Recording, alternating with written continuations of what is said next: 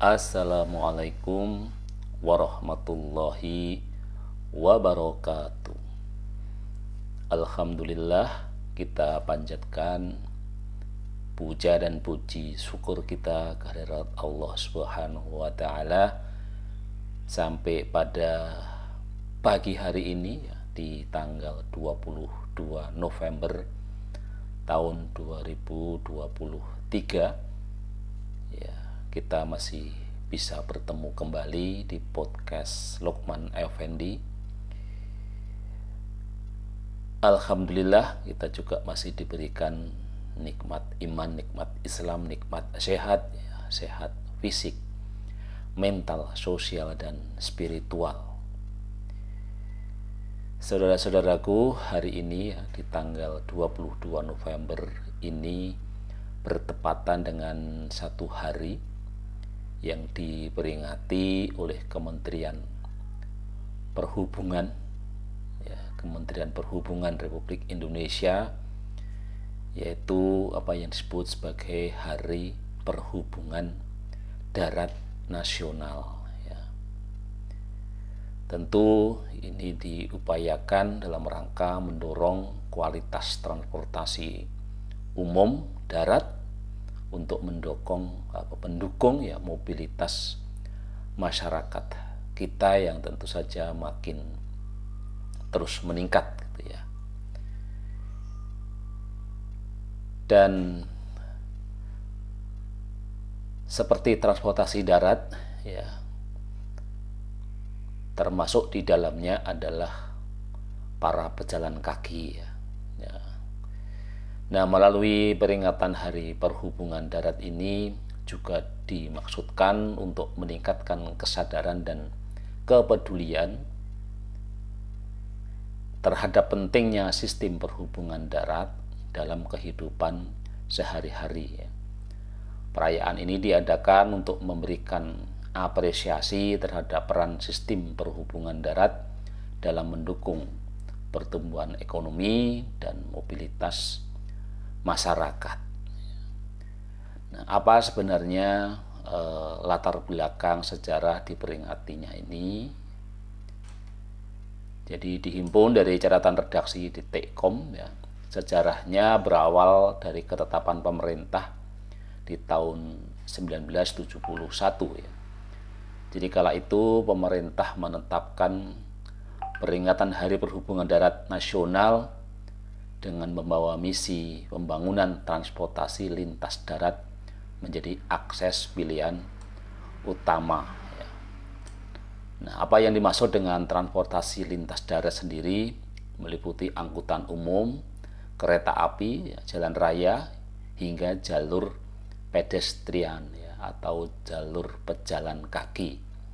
Seperti diketahui bahwa jumlah transportasi lalu lintas darat ini memang jauh lebih banyak dibanding dengan transportasi laut dan udara ya. Nah, saat ini PR yang besar, pekerjaan rumah yang besar yang harus diselesaikan terutama di negara-negara atau di kota-kota besar ya, adalah fenomena kemacetan ya, yang ini menjadi pemandangan yang biasa di Jakarta sudah terjadi puluhan tahun yang lalu ya. Di banyak daerah sekarang sudah mulai terjadi. Kalau saya asli dari Jogja, juga di Jogja itu walaupun kotanya kecil, tapi ternyata fenomena kemacetan juga sudah terjadi di mana-mana gitu ya. Dan kemacetan ini adalah masalah yang harus menjadi sorotan dalam Hari Perhubungan Darat Nasional. Kemacetan juga sejatinya menimbulkan masalah lain ya, karena ini nanti terkait dengan masalah lingkungan, yaitu terutama polusi udara, ya, polusi suara. Melalui peringatan Hari Perhubungan Darat ini diharapkan negara bisa mampu ya, segera mampu untuk mendapatkan solusi dari masalah yang ada ya, seperti dengan meningkatkan layanan transportasi darat ya. Sebenarnya masalah masalah besar dalam transportasi darat di Indonesia saya kira tidak sekedar fenomena kemacetan ya. Kementerian Perhubungan mencatat setidaknya ada 5 masalah besar sistem transportasi darat di negara Indonesia ini ya. Yang pertama adalah masalah belum efisien dan efektifnya ya. Permasalahan ini terutama banyak terjadi di daerah tertinggal, terluar, dan terdalam atau sering disingkat dengan 3T ya. Ya, akibatnya sejumlah siswa di pedalaman ya, di daerah-daerah tertinggal di Kalimantan Barat, di mana-mana ya, ini masih kesulitan ya untuk mengakses tempat-tempat misalnya sekolah, tempat kerja ya. Nah, fenomena ini juga terjadi di daerah lainnya ya. Bagaimana transportasi darat ini belum terintegrasi dengan baik secara, dan ini yang menjadi PR juga gitu ya. Karena betapa luasnya negara kita ya, sehingga tidak hanya di fenomena perkotaan tetapi juga di fenomena masyarakat-masyarakat yang daerah tertinggal, terluar, dan terdalam.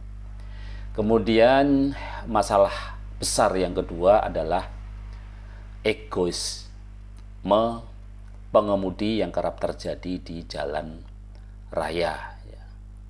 Jadi dicontohkannya seperti pelanggaran oleh pengguna transportasi pribadi yang kerap menerobos jalur khusus ya, terutama di kota-kota besar ya.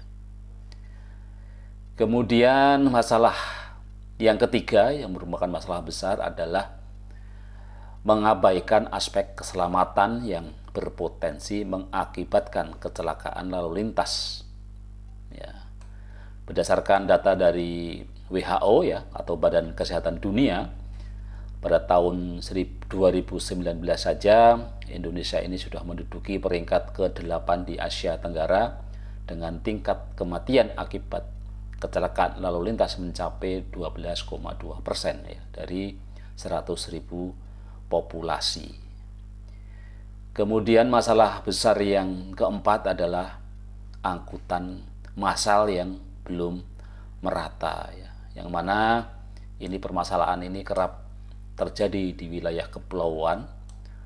Nah, untuk itu Kementerian Perhubungan tengah membangun ya 12 pelabuhan di Provinsi Sumatera Utara ya.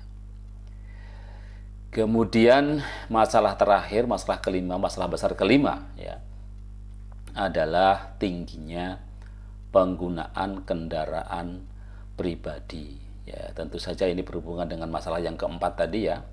Angkutan massal yang belum merata ini akhirnya menimbulkan tingginya penggunaan kendaraan pribadi, sehingga ya fenomena kemacetan tadi ya agak susah terbendung ya ketika kendaraan pribadi ini terus berkembang dengan pesat gitu ya. Dan saya kira tidak cukup dengan membangun jalan tol ya. Tapi memang aturan-aturan tentang kendaraan pribadi ini kalau menurut saya memang harus diketatkan ya, dan berbarengan tentu saja dengan penyediaan angkutan massal yang makin bagus, makin berkualitas, tetapi juga tetap terjangkau oleh masyarakat kita ya. Bahkan kalau perlu pada beberapa golongan masyarakat kita bisa juga kita gratiskan ya, karena beban biaya transportasi ini juga cukup tinggi ya bagi pekerja-pekerja di golongan bawah itu ya. Kadang-kadang